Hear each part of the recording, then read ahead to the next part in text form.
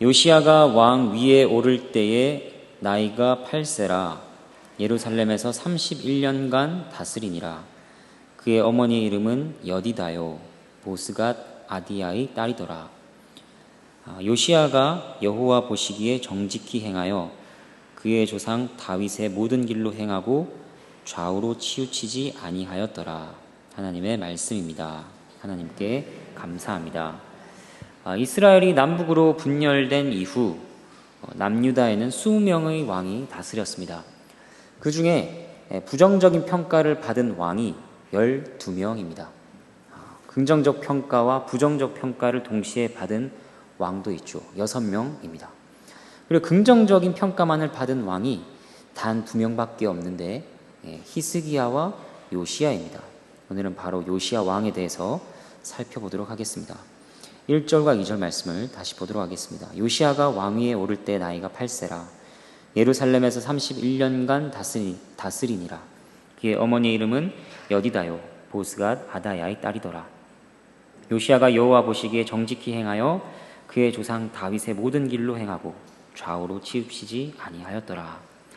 요시야의 증조 할아버지는 누구냐? 히스기야였습니다. 히스기야는 선한 왕이었죠. 그런데 히스기야의 아들 므낫세는 지난주에 살폈던 것처럼 매우 악한 왕이었습니다. 55년간 아주 오랫동안 악으로 그 땅을 물들였습니다. 그리고 므낫세의 아들 아몬 왕도 악을 행했습니다. 아몬은 신하들의 반역으로 죽임을 당하고 아들 요시야가 왕이 됩니다. 악한 왕들에게서 났지만 요시야는 선한 왕이었습니다. 하나님의 은혜였습니다. 그의 행적에 대해 역대하를 비교하면서 살펴보면 이렇게 말씀합니다. 역대하 34장 3절 말씀. 아직도 어렸을 때 곧 왕위에 있은 지 8년에, 그러니까 요시야가 16살 때입니다. 그때 그의 조상 다윗의 하나님을 비로소 찾았다고 합니다. 아직 어린 나이였지만 다윗과 언약을 맺으신 하나님을 배우고 기억하고 찾았습니다. 누가 시켜서 혹은 전통이나 관습에 의해서가 아니라 스스로 하나님을 찾았다는 것이죠. 그리고 그렇게 하나님을 찾고 의지하며 하나님과 동행한 지 4년이 지납니다. 자신의 나이 20살에 요시야가 무슨 일을 했을까요? 그는 종교개혁을 시작했습니다. 하나님을 사랑하는 마음이 무르익고 그 사랑이 밖으로 터져 나온 것입니다. 역대하 34장 3절 보면 이렇게 말씀합니다. 유다와 예루살렘을 비로소 정결하게 하여 그 산당들과 아세라 목상들과 아로 새긴 우상들과 부어 만든 우상들을 제거하여 버렸다고 합니다. 또 바알의 제단들을 헐고 태양상들을 찍고 아세라 목상들을 빻아서 가루로 만들었다. 그 가루를 우상에 제사하던 자들의 무덤에 뿌렸다고 합니다. 우상을 위하는 제사장들의 뼈도 불살라 버렸죠. 그리고 요시야는 남유다의 왕인데 남유다뿐 아니라 북이스라엘에까지도 찾아갑니다. 전국을 돌아다니며 우상들이라는 우상은 전부 다 가루로 만들어 버렸습니다. 당시 북이스라엘을 아수르가 점령하고 있지 않았습니까? 맞습니다. 하지만 그때는 아수르의 세력이 급격히 약화된 때였습니다. 그렇기 때문에 요시야가 이스라엘 전국에 걸쳐 개혁을 해나갈 수 있었던 것입니다. 이 일을 1년, 2년 했을까요? 아닙니다. 무려 6, 7년 동안을 합니다. 그리고 왕이 된 지 18째 해에 땅과 성전을 정결하게 하는 이 작업을 1차로 마칩니다. 그의 개혁은 1차에서 그치는 것이 아니라 평생에 이루어집니다. 그런데 18째 해에 1차 개혁을 마치고 3절 말씀이 이어집니다. 3절부터 7절까지 말씀을 보도록 하겠습니다. 요시야 왕 18째 해에 왕이 무술람의 손자 아살리야의 아들 서기관 사반을 여호와의 성전에 보내며 이르되 너는 대제사장 힐기야에게 올라가서 백성이 여호와의 성전에 드린 은 곧 문지킨 자가 수납한 은을 계산하여 여호와의 성전을 맡은 감독자의 손에 넘겨 그들이 여호와의 성전에 있는 작업자에게 주어 성전에 부서진 것을 수리하게 하되 곧 목수와 건축자와 미장이에게 주게 하고 또 제목과 다듬은 돌을 사서 그 성전을 수리하게 하라. 그러나 그들의 손에 맡긴 은을 회개하지 말지니 이는 그들이 진실하게 행함이니라. 당시 하나님의 성전은 많이 부서진 상태였습니다. 왜 그런가 하니 역대하 34장 11절 보면 이렇게 말씀합니다. 유다 왕들이 헐어버린 성전들을 위하여 들보를 만들게 하매. 전에 있었던 유다 왕들이 성전들을 헐어버렸다고 합니다. 단지 성전에 무관심해서 오래되고 낡아서 보수가 필요한 정도가 아니었다는 것입니다. 전의 왕들은 우상 숭배의 마음이 빼앗겨서 하나님의 성전을 아주 적극적으로 헐어버렸습니다. 부쉈습니다. 이런 왕들의 행패 앞에서 제사장들은 무력했죠. 그래서 성전을 보수하는 일에 있어서도 원래 제사장이 담당해야 하는데 요시야가 앞장섰습니다. 여기에서 우리는 하나님을 향한 요시야의 마음을 봅니다. 지금도 예배당을 하나님의 집이나 성전으로 여기며 청소하시고 관리하는데 애쓰시는 분들이 계십니다. 하지만 성전은 그리스도를 예표하는 것이고 실체가 오셨으니 더 이상 성전은 아무것도 아닙니다. 예배당을 성전이나 하나님의 집이라고 부르는 것은 그것도 옳지 않은 것이죠.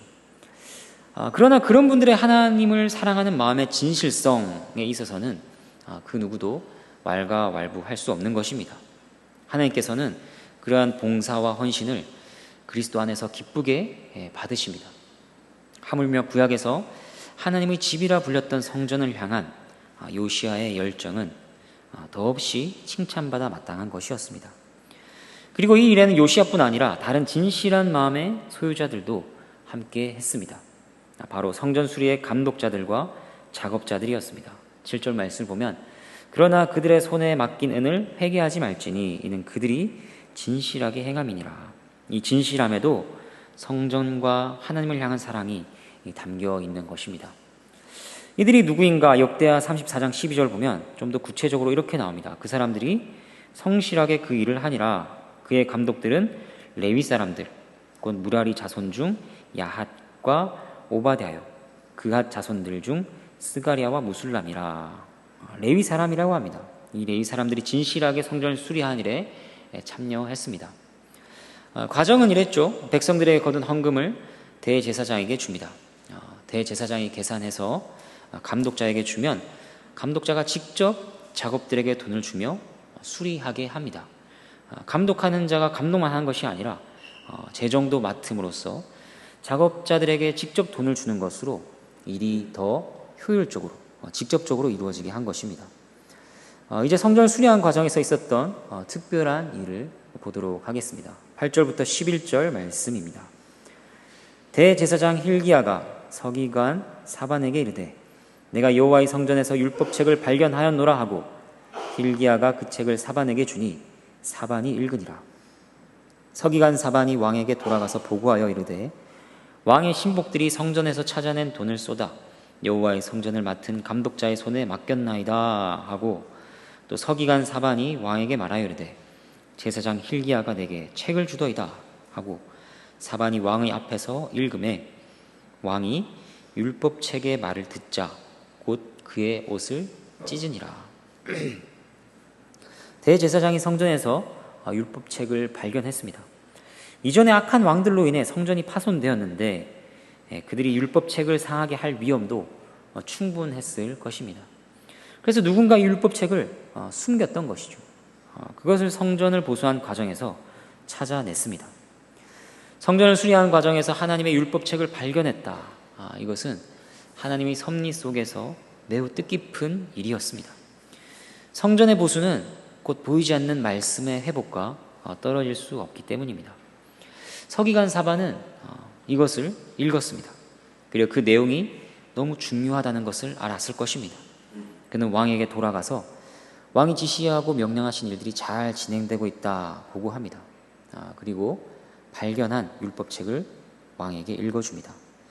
이에 대한 요시야의 반응에 대해서 이렇게 말씀합니다. 11절 옷을 찢었다. 슬플 때나 비통할 때 또는 분노를 나타낼 때 하는 행동입니다. 요시야에게 있어서는 이것은 회개의 의미였을 것입니다. 이어지는 내용에서 이것을 확인할 수 있습니다. 12절과 13절 말씀입니다. 왕이 제사장 hil기야와 사반의 아들 아히감과 미가야의 아들 악볼과 서기관 사반과 왕의 시종 아사야에게 명령하여 이르되 너희는 가서 나와 백성과 온 유다를 위하여 이 발견한 책의 말씀에 대하여 여호와께 물으라. 우리 조상들이 이 책의 말씀을 듣지 아니하며 이 책에 우리를 위하여 기록된 모든 것을 행하지 아니하였으므로 여호와께서 우리에게 내리신 진노가 크도다.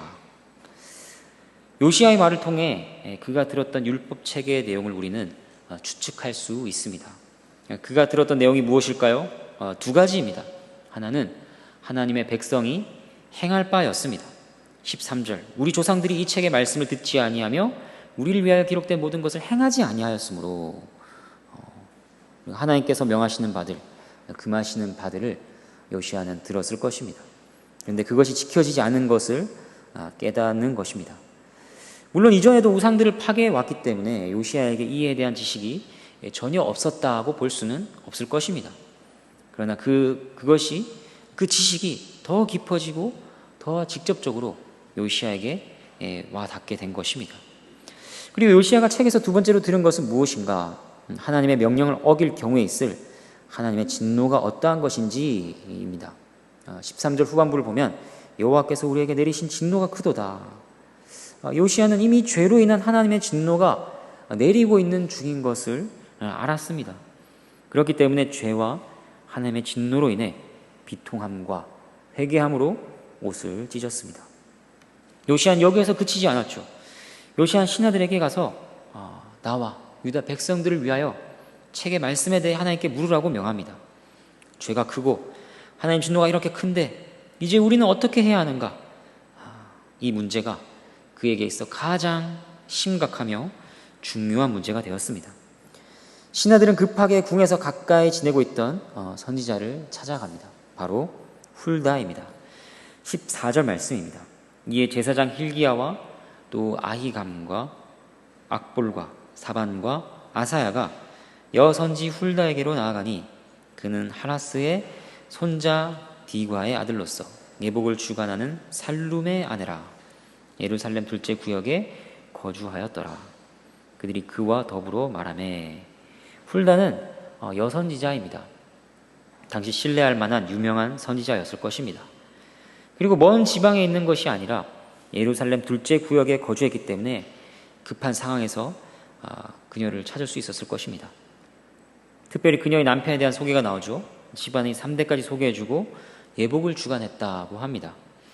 성전에 보관된 제사장의 옷을 관리하는 직책이 있었는데 훌다의 남편이 바로 그 책임자였던 것입니다. 이제 훌다가 전하는 하나님의 말씀을 보겠습니다. 15절부터 17절 말씀입니다.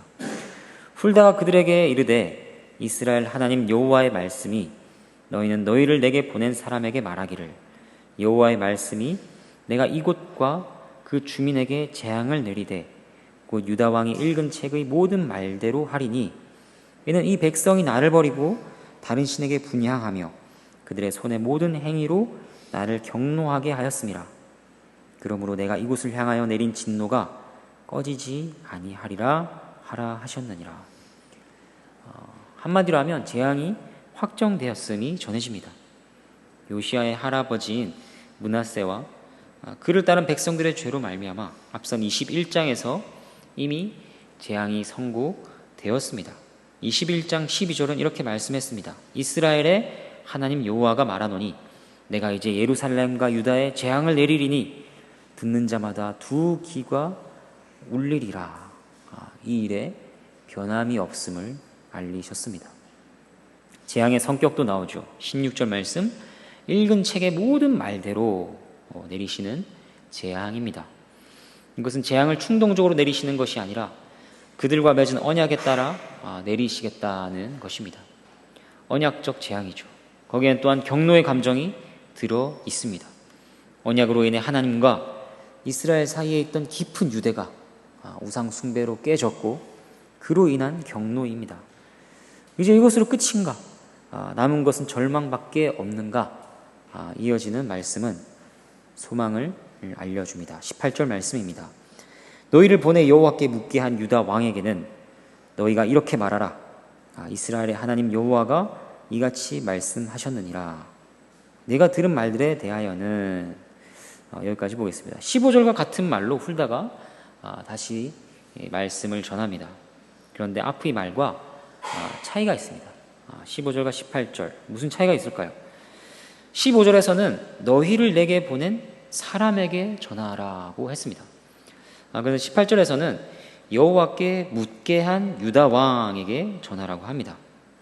앞에서는 요시야를 사람이라고 하고 뒤에서는 유다 왕이라고 합니다. 이것이 특별한 의도 없이 그저 다르게 표현한 것일 수도 있습니다.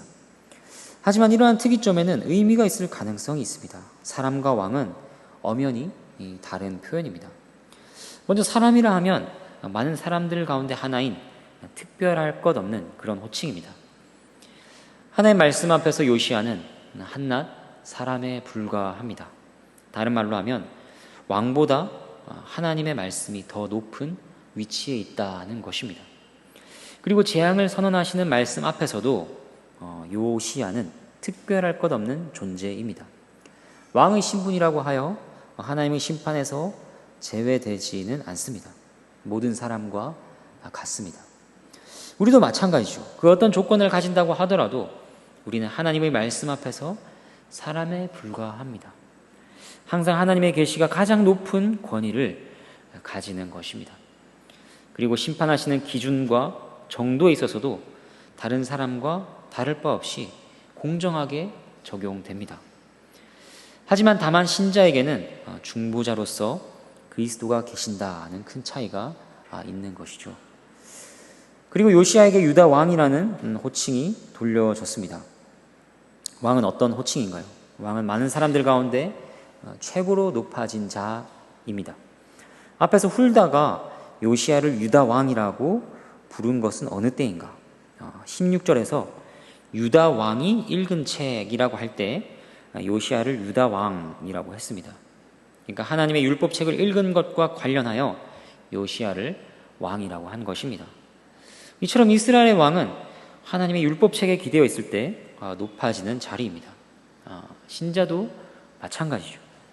왕 같은 제사장으로 부르셨지만 그가 하나님 말씀을 읽을 때, 하나님의 말씀에 기대어 있을 때 왕 같은 제사장답게 설 수 있는 것입니다. 그리고 여기에서 이어진 하나님의 말씀은 무엇과 관련하여 또 요시야를 왕으로 높이는가 한번 보겠습니다. 19절 말씀입니다. 내가 이곳과 그 주민에게 대하여 빈터가 되고 저주가 되리라 한 말을 네가 듣고 마음이 부드러워져서 여호와 앞 곧 내 앞에서 겸비하여 옷을 찢고 통곡하였으므로 나도 내 말을 들었노라. 여호와가 말하였느니라. 요시야를 유다 왕이라고 부르며 전해지는 말씀은 무엇과 관련해서입니까? 그가 하나님의 말씀 앞에서 자신을 겸비한 것입니다. 하나님의 말씀 앞에서 옷을 찢고 마음을 찢고 애통한 것을 말씀하십니다. 이것과 관련하여 말씀하시며 유다 왕이라고 칭하시는 것입니다. 성경 전체에서 드러내시는 하나님의 교훈은 이것입니다.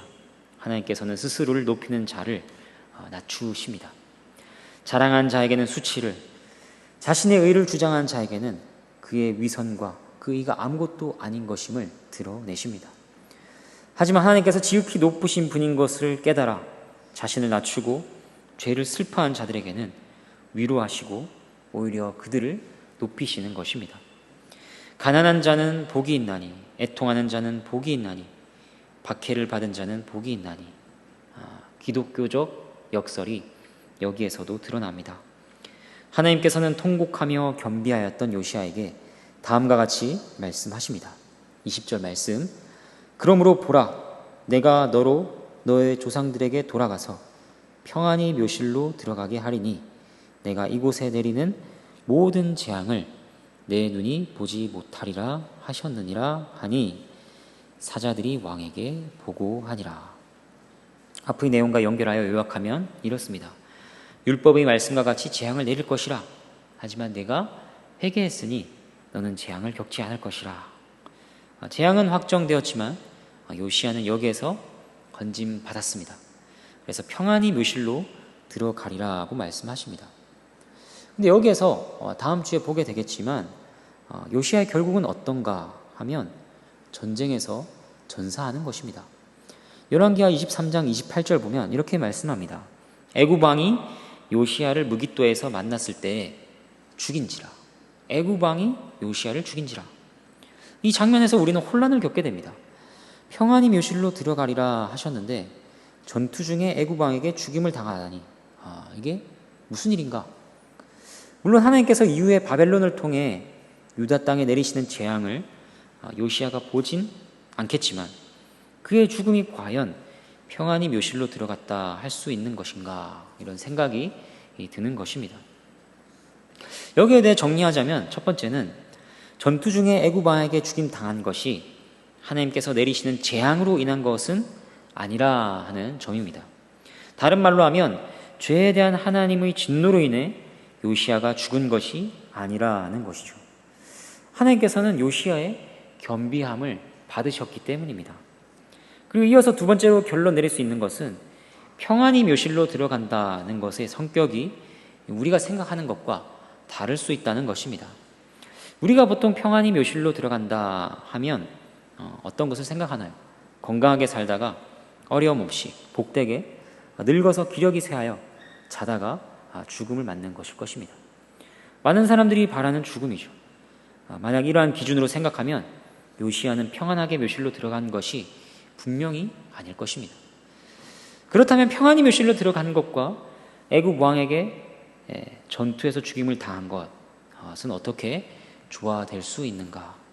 이 평안은 하나님과의 관계와 관련한 평안함이라는 것입니다. 하나님께서는 요시야를 용서하셨습니다. 그를 하나님의 자녀로 삼으셨고 그를 사랑하셨습니다.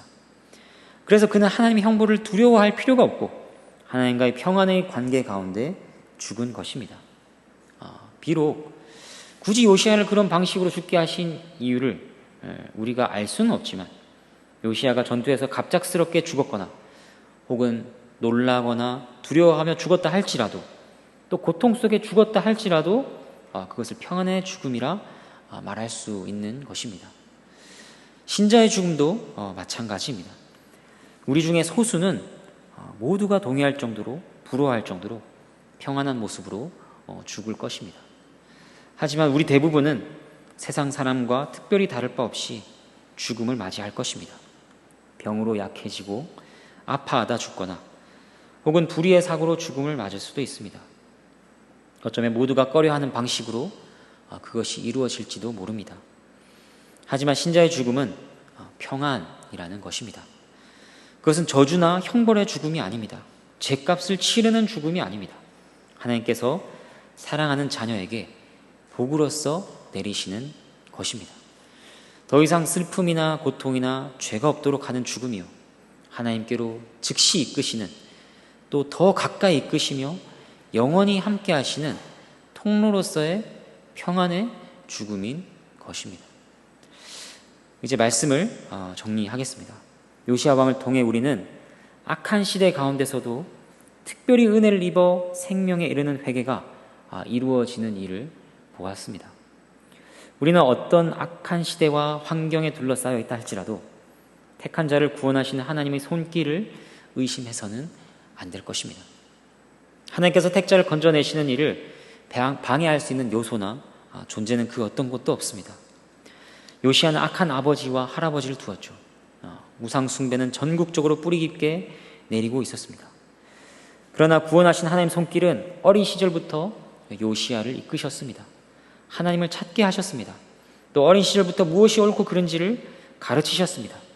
결단하게 하시고 요시야가 우상 숭배를 배척하게 하셨습니다. 하나님의 전을 사모하는 마음과 열심을 주셨죠. 그리고 특정한 때가 되자 율법을 들려주셨습니다. 그것이 귀로만 들려지는 것이 아니라 마음으로 듣게 하셨습니다. 부드러운 마음을 허락하셨습니다. 그것을 받아들이게 하시고 특별한 반응이 있게 하셨습니다. 옷을 찢은 것이죠. 웨스트민스터 신앙고백서 15장 생명에 이르는 회개에서 2절은 이것을 알려줍니다. 제가 읽어드리겠습니다. 회개를 통해 죄인은 자신의 죄가 하나님의 거룩한 본성과 의로운 율법에 반대되는 것으로 깨닫는다. 그것이 위험할 뿐만 아니라 하나님 앞에서 더럽고 혐오스럽다는 것을 보고 자각한다. 그리고 참여하는 자들을 향해 그리스도 안에서 베풀어지는 하나님의 긍휼을 깨닫는다. 그렇게 됨으로써 자신의 죄를 몹시 슬퍼하며 미워한다. 모든 죄에서 하나님께로 돌이켜 그분이 모든 계명의 길에 그분과 동행하기를 의도하고 애쓰게 된다. 이것이 요시야에게 일어난 일이었습니다. 죄에 대한 하나님의 진노를 깨닫고 슬퍼하며 미워하고 하나님의 긍휼을 바라는 마음을 바라게 하셨습니다. 그러한 긍휼을 바람으로 말씀에 대해 물으라 사람들을 보냈던 것입니다. 세밀하며 점점 더 깊고 높은 곳으로 인도하시는 하나님의 손길이었습니다. 그리고 요시야에게 하나님께서는 나라에 정해진 재앙의 운명과 거기에서 건짐 받았음을 전하십니다. 이것을 우리는 우리의 신앙에 적용하며 비교해 볼 수 있을 것입니다. 먼저 하나님께서 우리에게 하나님을 찾는 마음을 주시는가, 하나님을 사모하며 갈망하게 하시는가 돌아볼 수 있을 것입니다. 그리고 하나님 말씀을 들려주시는가, 하나님 말씀에 반응하게 하시는가, 죄에 대한 하나님의 진노를 보게 하시는가, 애통하는 마음을 주시는가, 하나님의 긍휼, 이 긍휼은 그리스도 안에서 베푸시는 것임을 지금 우리에게는 더욱 분명하게 나타내셨습니다. 이 긍휼을 우리가 소망하게 하시는가 질문할 수 있을 것입니다. 만약 이러한 일들이 없거나 미미하다면 우리는 이것을 진지하고 심각하게 생각해야 합니다. 때가 되면 해결되겠지, 때가 되면 알아서 되겠지, 안이하게 생각하는 것이 아니라 부지런히 은혜의 수단들을 활용해야 합니다. 말씀을 듣고 읽고 기도로 하나님께 간절히 구해야 합니다. 그러면서 하나님께서 정하신 때를 기다려야 하는 것입니다. 반면에 이러한 일들이 우리 안에 발견되고 있다면 우리는 어떻게 해야 할까요? 우쭐할 것이 아니라 더욱 겸손하게 엎드려야 할 것입니다. 또 하나님께 감사드리며 이러한 일들이 더욱 우리 삶 속에서 또 우리 주위에서 흥왕케 되기를 간절히 구해야 하는 것이죠. 요시야에게 역사하신 하나님의 손길이 하나님의 진노로부터 변하지 않으며 흔들리지 않는 평안으로 우리를 동일하게 인도하시길 간절히 바랍니다. 함께 찬양하겠습니다.